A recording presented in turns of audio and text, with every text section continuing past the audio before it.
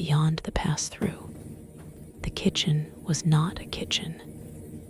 It was the heart of the madness, the source of the spiral. There were no stoves, no ovens, no grills. There was only the hole. It hung in the center of the room, a sphere of perfect blackness about the size of a beach ball. It was not a flat circle like the pass-through, but a fully three-dimensional object. The air around it writhed and twisted, light bending into impossible shapes. The checkerboard floor did not extend under it. Instead, the patterns spiraled down into the void, as if the entire building were a funnel draining into this one point. This was the true form of the miniature black hole. The pass-through was just a shadow it cast, a pinhole camera projection of its reality. Around the hole, the other waitresses, Brenda, Sheila, Dorothy, stood at stations. They weren't cooking. They were curating. They watched as streams of colored light and distorted matter, the screams, the memories, the physical forms of the patrons, were fed into the hole from one side. The signs are clear. The ritual must On be the other performed side, tonight. the hole extruded perfect, steaming plates of food.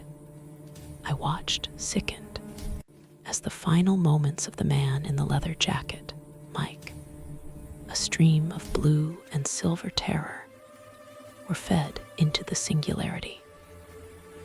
On the other side, a new Event Horizon burger materialized on a plate, complete with fries.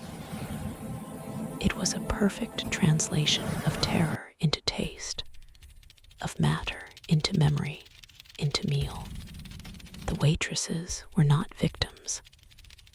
They were extensions of the whole itself, as much a part of its machinery as the copper coffee tubes. They were eternal, trapped not as food, but as functionaries.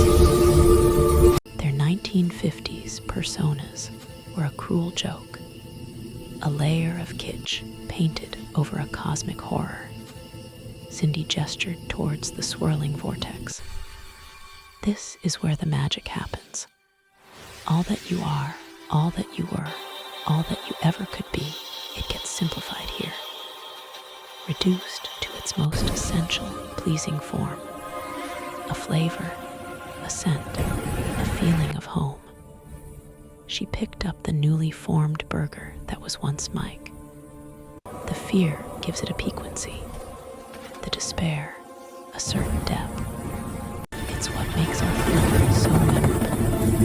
I backed away, bile rising in my throat. I was in the belly of the beast. I understood now why the geometry was curved. We were all inside the black hole's gravitational field. The diner wasn't built around it. We were all inside its event horizon. There was no out, because the outside had ceased to exist for us the moment we walked through the door. The highway outside the windows was an illusion, a memory projected by the hole to make its digestion more palatable. The only way out was to not be digested, to break the cycle. My eyes fell on the Casimir Field generator the founder had mentioned in the recording. It was a complex cage of wires and polished metal rods surrounding the hole, humming with energy. It was what was keeping the singularity contained, preventing it from consuming the entire world. It was also what was creating this stable, hellish loop. If I could disrupt it, even for a second, it would mean my own destruction. The hole would likely consume everything, including me. But it would be an end, a true end, not this infinite, recursive parody of life. I made a dash for it. The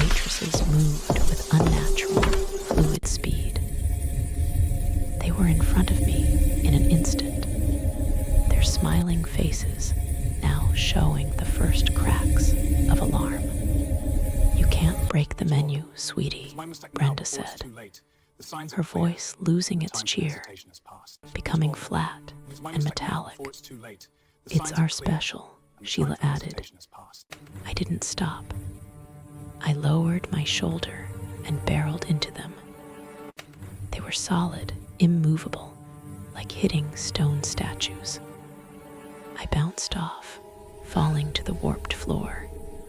Cindy looked down at me, her head tilted. Such a messy flavor. Unpleasant. She raised her hand, and the thrum of the hole intensified. I felt the pull. My body began to slide across the floor towards the waiting darkness.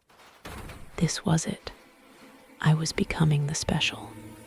But as I slid, my hand brushed against one of the legs of the field generator. It was a polished copper rod, anchored into the floor.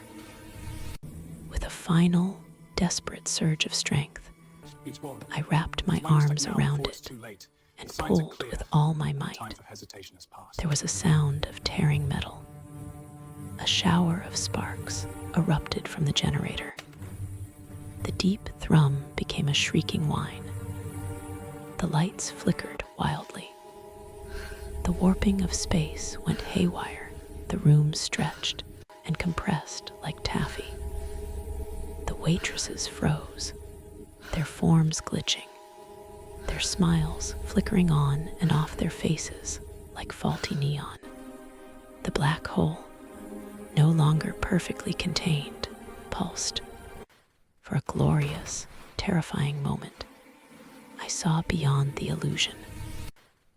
The retro diner melted away, revealing the bare, metallic walls of the founder's original test lab, scorched and aged.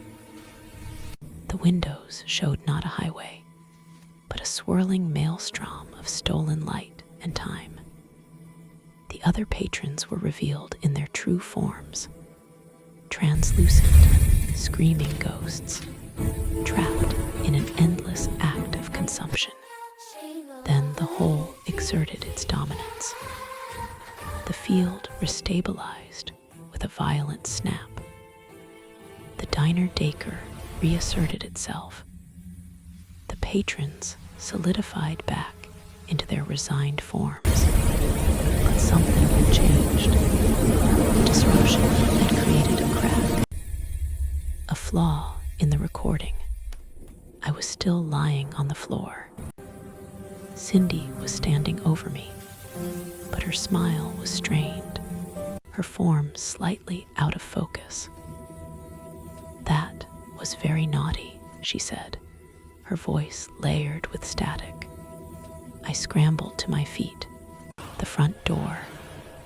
For a split second, it looked real, not a reflection. I ran. I didn't look back. I heard the thrum start up again, felt the pull at my back, but the disruption had weakened it just enough. I hit the door at full speed, expecting resistance. It flew open. I stumbled out into the cold night air, falling to my knees on the gravel shoulder of the highway. I gasped, sucking in deep, clean breaths of real, unfiltered air. I was out. I was free. I looked back. The Black Hole Café was still there, its neon spiral sign flickering erratically. Through the windows, I could see the patrons, still eating.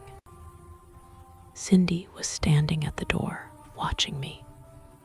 She didn't try to stop me. She just smiled that same terrible smile and gave a slow, deliberate wave. Then she turned and walked back into the diner. The door closed behind her with a final, soft click. I ran to my car, my hands shaking so badly I could barely get the key in the ignition.